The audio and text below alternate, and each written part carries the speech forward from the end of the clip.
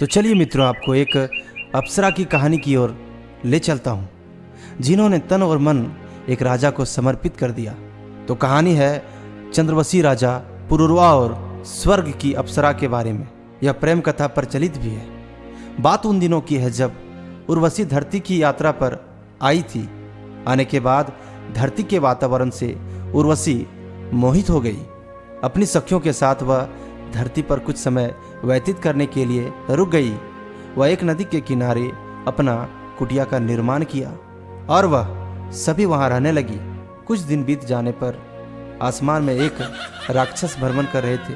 तभी उनकी नज़र उन अप्सराओं पर पड़ी।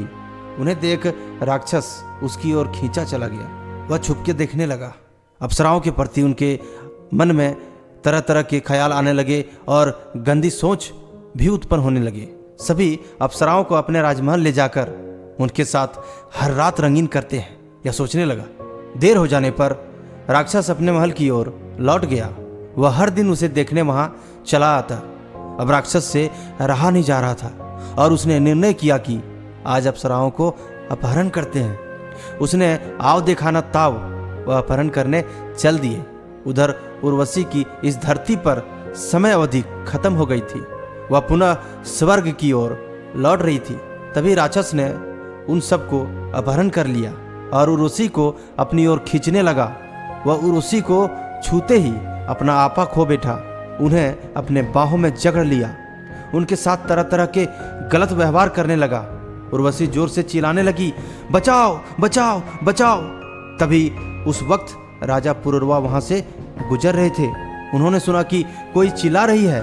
तभी वह उस आवाज की ओर अपना रथ बढ़ाया। उसने देखा कि एक स्त्री के साथ राक्षस अभद्र व्यवहार कर रहा है। पुरुरवा अपना तलवार उठाकर उसके ओर दौड़ा और कहा, छोड़ दे उसे नीच। तभी राक्षस देखता है कि कोई मेरी ओर आ रहा है। उसने भी तलवार उठाई और दोनों में घमासान युद्ध हुआ। आखिर में राजा पुरुरवा ने उन राक्षस को पराजित कर उर्वशी और उन अप्सराओं को बचा लिया। उर्वशी को बड़े आदर और सम्मान के साथ उठाया। यह पहली बार था जब किसी मानव ने उर्वशी को स्पर्श किया था। उर्वशी उसकी स्वभाव और निडरता को देखकर आकर्षित हो गई। पुरुरवा भी स्वर्ग की अप्सरा को अपना दिल दे बैठे। उन्हें देखते ही वह मंत्रमुग्ध हो गए। उनके सुंदर नैन ने उन्हें अपनी ओर खींच रहा था। उसने आज तक इतनी सुंदर कन्या को नहीं देखा था। वह अंदर ही अंदर उसे चाहने लगा। लेकिन उर्वशी को पुनः स्वर्ग लौटना ही था। दोनों ने भरे मन से एक दूसरे को विदा किया।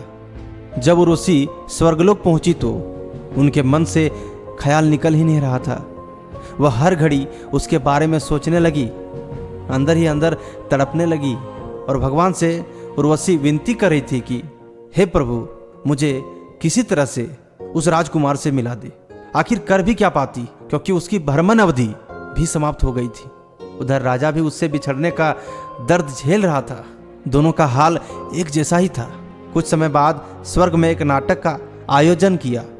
इस नाटक में उर्वशी को लक्ष्मी माता का किरदार निभाना था। किरदार निभाते हुए उर्वशी ने अपने प्रियतम के तौर पर भगवान विष्णु का नाम लेने के बजाय पुरुरवा का नाम ले लिया। यह देख नाटक को निर्देशित कर रहे भारत मुनि को क्रोध आ गया और उन्होंने उर्वशी को शाप देते हुए कहा, हे स्त्री, जाओ, एक मानव की तरफ आकर्षित होने के कारण तुझे पृथ्वी लोक पर ही रहना पड़ेगा और मानव की ही तरह संतान पैदा करनी होगी। यह सुनकर उर्वशी अंतर्मन से बहुत खुश हुई, मानो उसे वरदान मिल गया हो, क्योंकि वह भी तो यही चाहती थी। शाप के चलते एक बार फिर उर्वशी पृथ्वी लोक पर आ पहुंची। फिर वह स्वर्ग से धरती की ओर रवाना हो चली। आते ही पुरुरवा से अपने प्यार का इजहार कर दिया। पुरुरवा ने उर्वशी के समक्ष विवाह का प्रस्ताव रखा, लेकिन उर्वशी ने उनके सामने 3 शर्तें रख दी। उर्वशी ने कहा कि मेरी पहली शर्त यह है कि आपको मेरी 2 बकरियों की हमेशा सुरक्षा करनी होगी। दूसरी शर्त यह है कि हमेशा घी का ही सेवन करेगी। तीसरी शर्त यह है कि केवल शारीरिक संबंध बनाते वक्त ही दोनों एक दूसरे को निर्वस्त्र देख सकते हैं। पुरुरवा ने कहा, मुझे मंजूर है। फिर पुरुरवा ने उर्वशी से विवाह धूमधाम से किया और दोनों आनंद पूर्वक साथ रहने लगे। कुछ समय बीतने के बाद स्वर्गलोक के देवताओं को दोनों का साथ पसंद नहीं आया, क्योंकि स्वर्गलोक से उर्वशी के जाते ही सारी रौनक चली गई थी। वे चाहते थे कि उर्वशी पुनः स्वर्ग लौट आए। तब उन्होंने दोनों को अलग करने की एक चाल चली। इस योजना के तहत एक रात उर्वशी की बकरियों को गंधर्वों ने चुरा लिया। शर्त के मुताबिक बकरियों की सुरक्षा की जिम्मेदारी पुरुरवा की थी। बकरियों की आवाज सुनने पर उर्वशी ने पुरुरवा से उन्हें बचाने को कहा। उस समय पुरुरवा निर्वस्त्र थे।